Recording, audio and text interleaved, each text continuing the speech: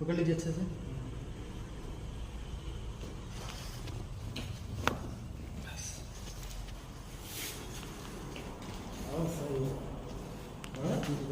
और आगे नीचे वाला पैर सीधा करिए, नीचे वाला पैर सीधा करिए।